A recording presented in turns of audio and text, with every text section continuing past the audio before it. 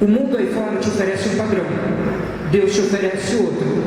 Nesse meio termo existe o livre-arbítrio. Deus não cobra de você nada, Ele te dá a opção. Você escolhe para onde você quer ir. Isso é interessante. E o mais interessante de tudo, que a virtude do amor é uma excelência tão grande, mas tão grande, que um homem forte, com o coração animado, animoso, ele derruba uma cidade. Isso a gente pode ver Davi com Golias, que era um gigante. Ele era da descendência dos Nefelins, que eram descendentes dos anjos caídos, que eram os grandes homens, os valentes que existiam na face da terra. Tudo isso existe um contexto bíblico. E Davi, com 3 pedras, destruiu um homem que era temido, um filisteu que era temido. A palavra não conta, mas a gente, lendo sobre a parte do Antigo Testamento pelo hebraico, ele tinha em torno de 3,40 metros, 3,50 metros, com uma armadura que proporcional ao tamanho dele. E eles sempre usavam, os filisteus tinham por hábito de usar um capacete nas batalhas. Você vê como são as coisas. Satanás, ele vem todo preparado para cima de você, com mentira, com engano, te oferece coisas, só que ele está com a cabeça descoberta, e sobre a tua cabeça tem o óleo da unção, o óleo de Cristo.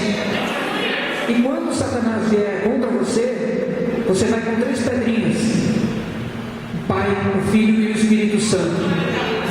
Isso não vai poder te deter. Só que nós temos que ter no nosso coração algo que tenha que ter voltado para Deus. Esse algo é o que? O amor. O interessante de tudo isso, que quando Davi foi, pegaram a armadura de Saul e foram colocar sobre ele. Vocês imaginam minha filha com uma armadura de soldado, né? Não dá certo, as coisas não casam. Para você batalhar, irmão, Deus te deu as suas armas. Não tente usar a arma de ninguém. A arma que Deus deu na sua mão é a arma que tem que ser eficiente. Mas para isso você tem que saber usá-la. Vocês sabem como funciona uma funda? Sabe o que é uma funda? Funda é uma arma que era usada no Antigo Testamento, bem antes, uns 2000 a.C., 1500 a.C., que era usada para caçar. E foi o que Davi usou. Ela era composta de 2 tiras de couro, igual um estilingue, só que sem aquele vizinho, forquilha do estilingue. Então a pessoa rodava uma pedrinha, em certo momento ela soltava uma das partes e aquela pedra ia na direção que ela queria. Alguém já tentou acertar aqui com uma pedra, uma latinha, uma árvore? Se você não tem habilidade, você não acerta. Agora, com uma funda, piorou, né? É mais fácil a gente se acertar do que acertar alguma coisa. E numa batalha contra um soldado experiente, com 3 pedras e 3 pedacinhos de couro, qual a esperança que existia? O povo, o exército, Saul ria de Davi, por quê? Qual a esperança que ele tinha? Um homem de 3,5 metros, com uma armadura, uma espada, experiente na guerra, contra um garoto ruivo, pequeno e pastor. Um pastor de ovelha, ele não é preparado para a guerra, ele é preparado para cuidar da ovelha. É isso que a Bíblia nos fala. Mas vocês sabem que no Velho Testamento, até um tempo atrás, hoje isso não acontece mais lá no Oriente Médio, mas existiam animais perigosos, selvagens, ursos, leões, leopardos, e um pastor, ele tinha que estar preparado para esse tipo de coisa. O pastor cuida de ovelha. Ovelha é um animal pequeno, dócil, entre aspas, né? Se você cuida dela, ela é dócil com você. Nem toda ovelha, né? Tem ovelha que a gente espera ser mordido pelo lobo, não pela ovelha, porque às vezes a ovelha morde a gente. Então, Davi tinha uma característica diferente. Ele não era um guerreiro, mas por amor àquilo que Deus tinha colocado na mão dele, ele faria qualquer coisa. Ele largava, como Jesus disse, largaria as 99 no pasto e iria atrás de uma ovelha. Uma se perdia. Poxa, mas para quem tem 99, não. Se eu tenho 100, Deus me deu 100, da 100 eu cuidarei. Se Deus colocou uma dracma na sua mão, Deus colocou um talento na sua mão, você vai cuidar. Assim também é. E Davi foi com aquilo que ele tinha. Davi foi com o amor. Porque o povo de Deus não poderia ser escarnecido por um filisteu.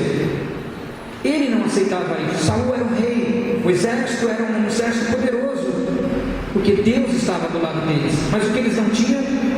A crença de que Deus estava do lado deles. Eles não acreditavam naquilo.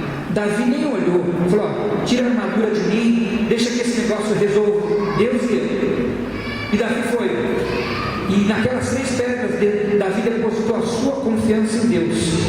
E nas 3 pedras da sua vida, você tem que depositar a sua confiança. Não é pela sua mão, não é pela minha mão, não é por força, não é por violência, mas é pelo amor. Deposite o seu amor em Deus, e você vai ver que essa pedrinha pequena vai ser colocada entre você e o seu problema, e o seu problema vai cair. E o fato de cortar a cabeça de Golias, quando Davi acertou e ele caiu, o fato de cortar a cabeça, isso quer dizer que Davi separou a parte que comanda o corpo do corpo. Isso demonstra que a pedra que Deus vai colocar entre você e o seu inimigo vai tirar o seu problema da sua vida. Isso não sou eu que estou dizendo, é a palavra que nos diz. E tudo isso com uma palavra, que é o amor. Mas por que o amor tem a ver com isso? Se você for fechado no trânsito, qual seria a sua primeira reação? Não me responda. Assim também vou responder você. Qual é a sua primeira opção? Muitas vezes o ato tem uma consequência. Hoje em dia o pessoal está... Antigamente o pessoal resolvia diferente. Descia do carro, resolvia ali na hora, e todo mundo ia embora e acabou. Hoje não. Hoje no trânsito um vai para casa e o outro vai para o IML. A vida está desse jeito. Satanás está arrumando um jeito de ceifar, porque os dias da vida de Cristo estão próximos. A colheita está aí, os campos estão brancos, mas poucos são os ceifeiros. A semente foi lançada, germinou, e quem vai colher isso? Eu e você. Nós estamos preparados? A regra da colheita, qual a regra de novo? A regra da colheita é clara: separa o joio do trigo. Mas Jesus fala diferente. Não separe o joio do trigo.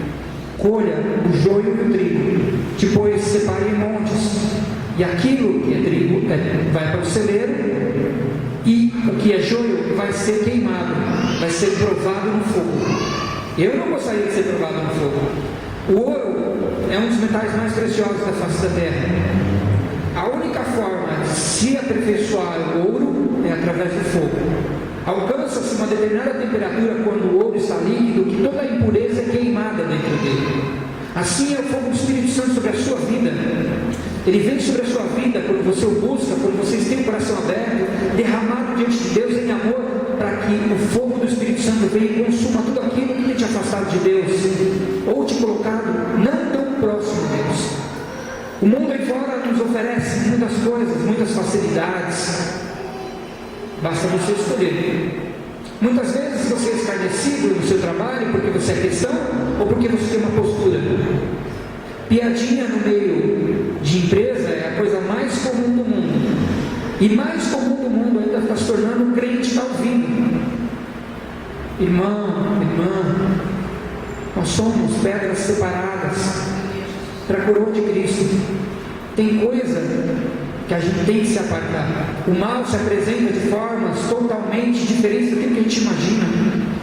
O demônio não vai se aparecer como a gente imagina no filme de terror, com dentes. Não. Como que ele se aparece? Ele vai se aparecer como aquilo que você menos espera, ou muitas vezes com aquilo que você mais almeja. Um carro, uma casa. Você tem dedicado as suas forças no quê? Depositado a sua confiança no quê? No seu trabalho? No poder que o seu dinheiro consegue? Você não quer dizer nada. Para Deus isso não é nada. Irmão, o nosso Deus é o Deus da prata e do ouro. O ouro é purificado pelo fogo. A semente, quando cai ao sol, ela seca se ela não tiver umidade. O fogo queima a semente. Mas o mais interessante de tudo isso é que mesmo o sol queimando a semente, com a água, que é a palavra, ela volta a ter vida. O vinho é uma das bebidas mais comuns do Velho Testamento. E para se produzir o vinho naquela época, era necessário que você levasse as uvas ao lagar. O lagar era um local retangular, onde a uva era exposta ao sol, em torno de 8 a 10 dias, para que o sol, o fogo, trouxesse a doçura à uva. Depois desses 10 dias, elas eram colocadas em um determinado local, onde ela era pisada, para que fosse extraído a essência da uva, que é o suco, separado a semente, o bagaço e a casca. Interessante que a palavra nos fala muitas vezes que existem lobos em peles de ovelha, ovelhas em peles de lobo e lobos em peles de ovelha. As duas analogias. Quando um cristão se demonstra para você muito santo, depois você vê ele na porta de um bar, muita gente diz: ele está pregando, mas ele não estava pregando. E muitas vezes você vê um casal de irmãos, vamos dar um exemplo que a gente conhece, no meio da avenida industrial, andando com a Bíblia debaixo do braço. Tem gente que está julgando já. Eu estou falando: olha lá, o irmão e a irmã se deleitando nos deleites carnais. Se hoje entrasse aqui dentro, um travesti dentro da igreja, qual seria a sua reação? Do jeito que ele trabalha na rua, qual seria a sua reação? Você está preparado para isso? Qual fogo te consumiria? O fogo da ira, da revolta, ou o fogo do Espírito Santo para que aquela vida se convertesse? Nós temos que ver que o Satanás, ele se demonstra de várias formas, de várias maneiras. Em tudo, ele imita a Deus, exceto o amor. Então, não se preocupe com nada que for lhe oferecido. Se não for da direção de Deus, não se encante. Não se encante. E depois de ser pisoteada a uva e for retirado o bagaço, a casca, a polpa, a semente, aquilo que germinou, fez germinar e dar o fruto, que dá a videira, germinou de um fruto, depois de ser extraído, depois de você ter passado por tudo isso, Deus vai tirar o melhor de você. Deus vai tirar a essência de você. E aí você vai ter uma vida com Cristo. Mas nesse período, ainda você vai ter que passar por algumas provas.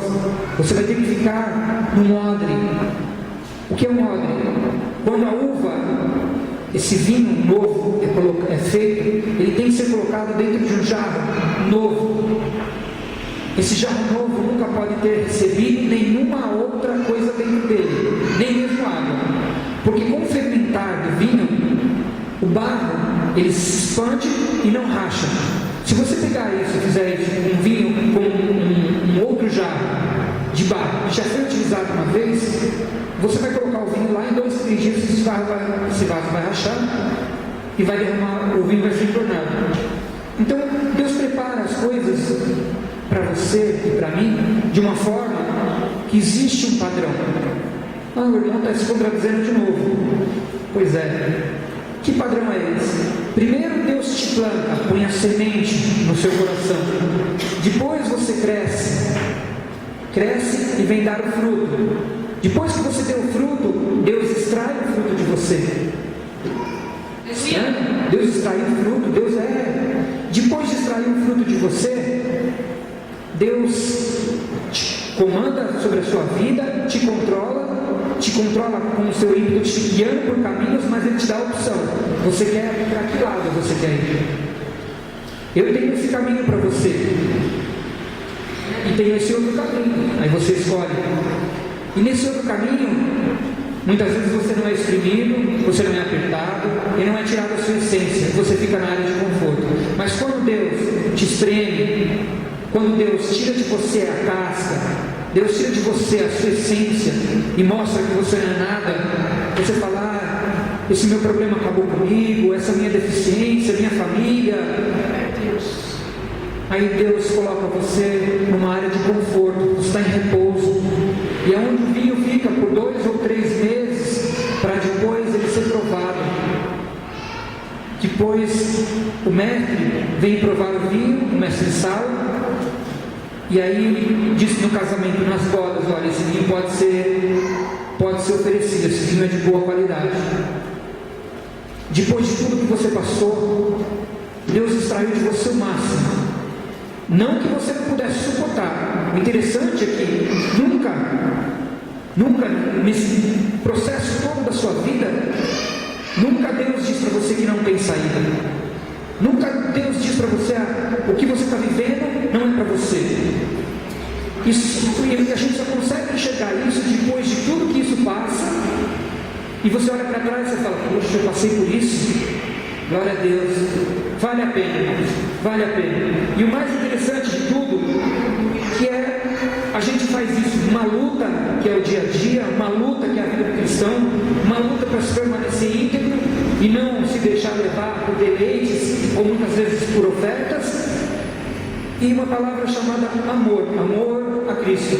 Algo que você nunca viu, algo que você não tocou, mas que na sua vida é algo eficaz. E a palavra ainda nos diz que quanto mais intenso, mais forte o amor, mais difícil é de ser derrotado. Platão nos diz que, Platão, dos filósofos, nos deu uma frase dele que eu achei até interessante, eu anotei uma época aqui, eu gostaria de ler para vocês. O privilégio de se manter perseverante são moderar a ira com a mansidão,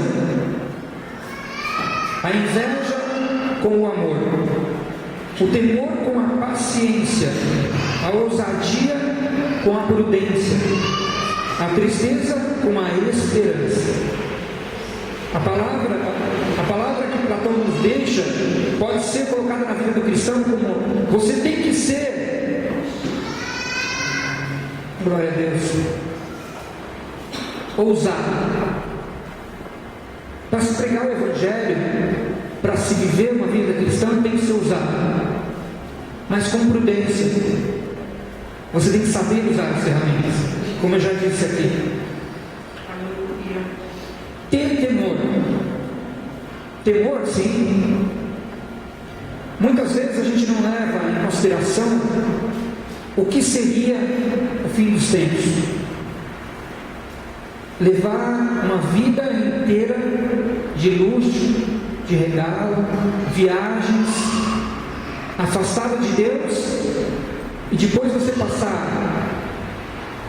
Imagina o problema que você já teve, que você considera grave, que te abalou muito, mexeu muito com você.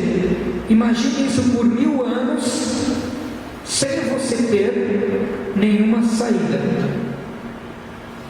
É isso que a palavra nos diz. Que após a vida de Cristo, esses 1000 anos, passaríamos aqui com prantos, ranger de dentes, não seria tirado o Espírito Santo. Irmãos, viver nessa terra como ela é hoje, com o Espírito Santo já é difícil. Viver nessa terra sem Deus e sem Espírito Santo, irmãos, não sei como seria. Hoje não se tem temor. Não se tem temor. Há um tempo atrás na internet teve um relato até interessante. É algo para se chorar, mas é algo para se rir. O rapaz roubou um carro. Com esse carro roubado, ele foi até o posto de gasolina, estacionou esse carro na frente de uma farmácia, entrou na farmácia, roubou a farmácia. Quando ele saiu, roubaram o carro dele. Aí a gente fala, tudo que se planta colhe. Calma, a história não acaba aí. Ele foi na delegacia, ele foi preso, foi na delegacia, e delegado falou para ele: pô, mas você é cara de pau. Ele falou: não, eu queria prestar uma queixa. Aquele carro era novinho, rapaz. Eu tinha roubado fazer 2 dias. Não se tem mais respeito. Vocês veem, não se tem mais sensibilidade para o que é certo e o que é errado. Perdeu-se.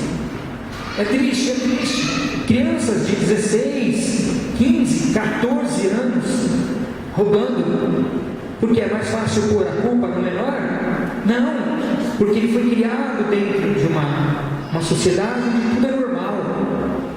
Na minha e na sua época, você apanhava quando você aprontava? Quem nunca... Não, a irmã não está aqui hoje, né? Porque a irmã nunca tinha apanhado. Quem nunca apanhou? Mesmo sem saber. Às vezes você apanhava sem saber o que você estava apanhando. Hoje, se você bater em alguém, bater em uma criança, para corrigi-la, e a sua vizinha te denunciar, você é preso. Onde estão os valores morais? A casca está tomando conta. E o mais interessante de tudo, que as pessoas acham essa coisa mais normal do mundo. Irmãos, eu sei que isso acontece comigo, acho que na vida dos irmãos também não acontecia. Se você chegasse, passasse por um mais velho da sua família, um avô, uma tia, um tio, e não falasse benção, pronto, já tomava um cascudo. E depois em casa ainda tinha mais um acertozinho lá que o pai falava: pô, eu não te ensinei? Você não tem que respeitar os mais velhos? Hoje não se tem isso. Tirou-se a essência das pessoas. Tudo é normal. E não é isso que Deus quer para você. A fortaleza do salvo em Cristo Jesus consiste em vencer a carne, frear os apetites, resistir ao diabo, ao demônio, desprezar os deleites, não crer no mundo, amar a modéstia. Amar a modéstia não é ser pobre, não é viver em dificuldade. Existem coisas que a gente tem que entender. Tem aí hoje no mercado alguns carros aí que todo mundo cobiça. Teve o salão do automóvel aí, o pessoal né? Os homens ainda mais, né? Um Audizinho R8, né? Uma peruazinha RS6, Porsches. O que vai trazer isso para você? O que vai agregar isso para você? Não estou dizendo que você possa admirar, achar bonito. Mas para quê? Em Dubai hoje a coisa mais comum do mundo é você achar carro de luxo abandonado na rua. Abandonado.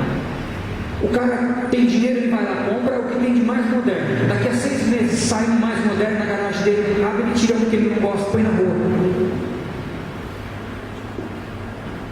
Não se tem valor. Por quê? Não se sabe quanto ganha. Você não sabe quanto você ganha. O que quer dizer não saber quanto você ganha? Eu tenho um salário lá, meu salário lá de 25 mil reais, eu sei que vocês ganham isso, então meu salário de 25 mil reais não dá para nada no mês. Se você ganhasse 30 mil daria? 40. E quando você ganha 1.500, 1.000, aí você faz compra, paga água, luz, telefone, às vezes tem internet, tem celular, vai no cinema, tudo bem, uma vez por mês, e dá. Quando você ganha 3 mil, não dá. Peraí, tem uma coisa errada. Qual é a sua regra? Qual é a sua casa? Para a gente mudar algumas coisas na nossa vida, você tem que dar um passo. Qual é o passo? Que passo que a gente tem que dar? Primeiro, não deixar que o gigante que está à sua frente te deixe se levar pelo tamanho ou pela aparente força que ele demonstra. Seu problema tem solução. Sua dificuldade tem solução. Aí você fala: mas o seu problema não é o meu problema. Eu sei, porque Deus a cada um deu o fardo para carregar. Mas aí, como eu disse aqui no começo, o seu fardo não é pesado, porque depende da ótica que você vê o seu problema. Se você vê o seu problema sem solução, seu fardo é grande. Se você olha para a solução e não para o problema, seu problema é pequeno. Depende da ótica que você vê. Recentemente, um homem atravessou em Las Vegas de um edifício ao outro por cima de uma corda bamba com os olhos vendados. Andar com uma corda bamba num cabo de aço já é difícil. Com os olhos vendados, mais difícil. Sabendo que você está a uns 75, 100 metros de altura, fica um pouquinho mais difícil.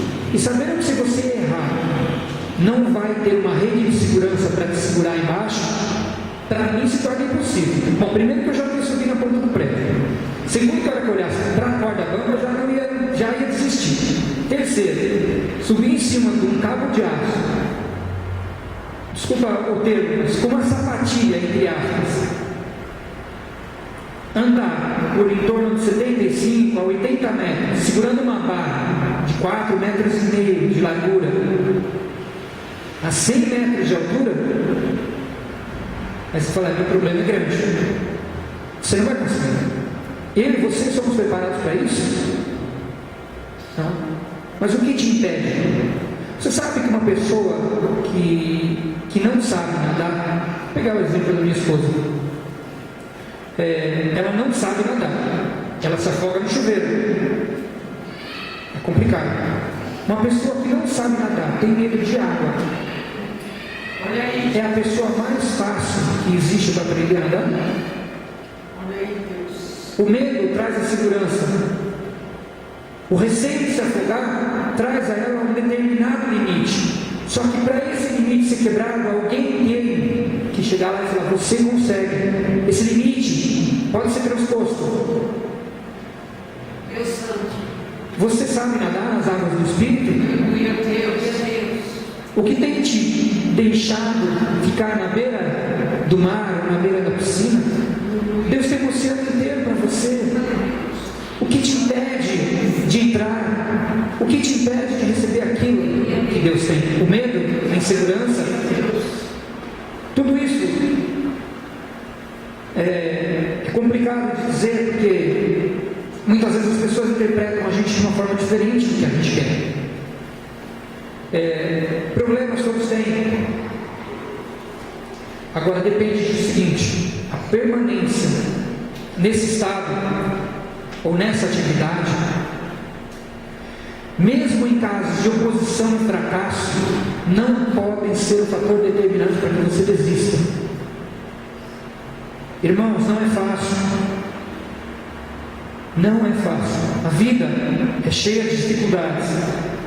Na outra vez que eu peguei, eu deixei claro para vocês que um piloto de avião, ele é preparado para não pousar o avião. Por incrível que pareça, o piloto de um avião, ele é preparado para não pousar. O pouso de um avião é uma arremetida bem sucedida. Estranho, né? Você é preparado para voar e ao mesmo tempo você é preparado para não pousar.